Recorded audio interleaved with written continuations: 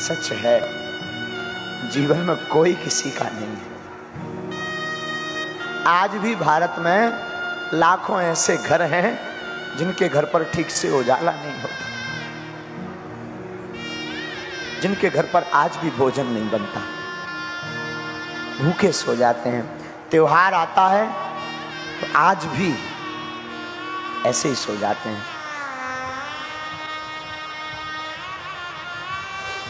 हमने अपनी जिंदगी में बड़ा करीब से देखा, अपनों को परायों को बड़ा करीब से, बहुत नजदीक से देखा।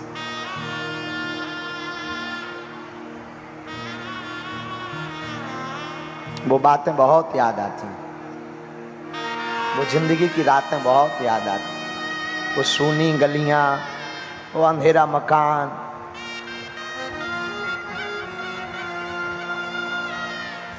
बड़े याद आते।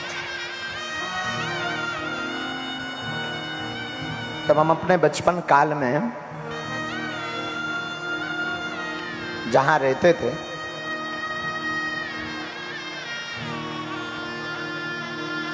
पिताजी हमारे तो कुछ करते नहीं थे।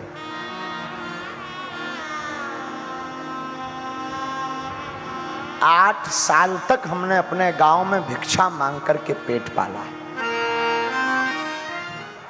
8 वर्ष तक। और आज भी हमें याद है, भूला नहीं है। वो दिन बहुत याद आते हैं। 1.5 रुपए का पार्ले जी बिस्कुट लेकर कैसे भी घर पर एकाध कोई सत्यनारायण की कथा हमें मिल जाती थी तो हम कथा बांचने जाते थे, तो 4-5 रुपया मिलते थे। तो 1 रुपए की शक्कर, 1 रुपए की चाय पत्ती, 1 रुपए का कुछ और सामान, और 1.5-2 रुपए का पार्ले जी आता था।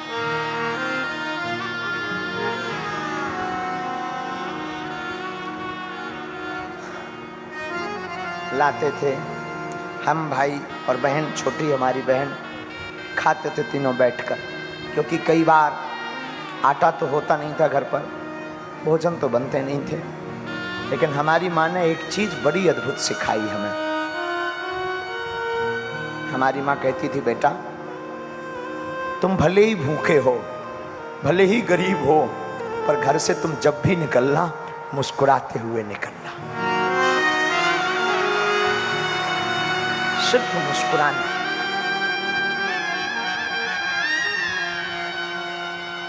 बस आज भी हमें वो दिन याद हैं। 8 साल की यात्रा में अनेक बार ऐसे दिन आए जब लोग हमारे पिताजी का निमंत्रण के कार्ड पर नाम नहीं लिखते थे, क्योंकि हम कुछ नहीं दे सकते थे, क्योंकि हम अमीर नहीं थे। संसार ने तो बाहें छोड़ दी थी, संसार ने तो स्वीकार नहीं किया। और धन्य है हमारे हनुमान जी, जब से पकड़ा तब से ऐसा कोई दिन नहीं जिस दिन कार्ड न आए।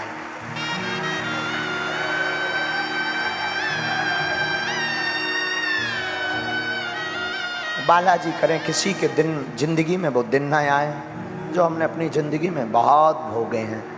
बहुत दिनों तक भूखे रहे। बहुत से लोग पूछते हैं आप अन्नपूर्णा क्यों चलाते हैं? हमारे अन्नपूर्णा का चलाने का सिर्फ शौक यही है कि हमने जो भूख सही है वो किसी और को ना सहना पड़े।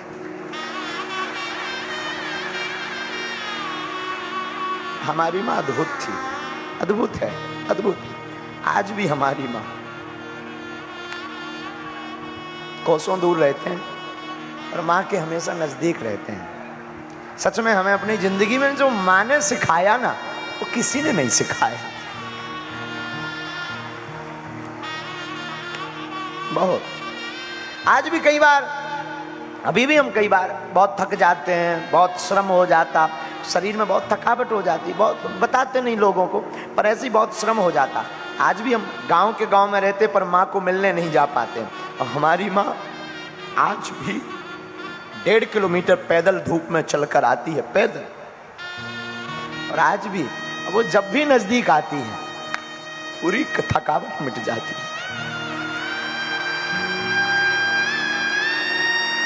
नाम है तो बदनाम भी होते रहते हैं, बीच बीच में कई बार बड़े बड़े संकट आते हैं।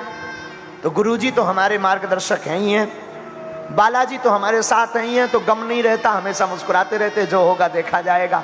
पर हमसे कोई पूछे कि दूसरा बल आपका क्या है संसार में, हम संसार में बहुत अमीर लोग हमारे चेला हैं, बहुत बड़े बड़े आदमी हमारे चेला हैं, पर हम उनको अपना बल नहीं मानते। दूसरा बल अगर हमसे कोई पूछता है तो वो हमारी माँ है। हमारी माँ जब भी आती, एक तो वो कुछ देखती नहीं, और अगर कभी टीवी में बड़ी न्यूज़ें चल जावे, कोई बड़ा हम उपद्रव बोल दें, कोई ऐसा बयान दे दें, तब माँ देखे भी तो माँ के शब्द बहुत ऊंचे होते थे, बेटा चिंता मत करो, विपत्ति तो भगवान राम पर भी आई, लेकिन उन्होंने भी मुस्कुरा कर सही, तू चिंता मत करना, मैं हूं।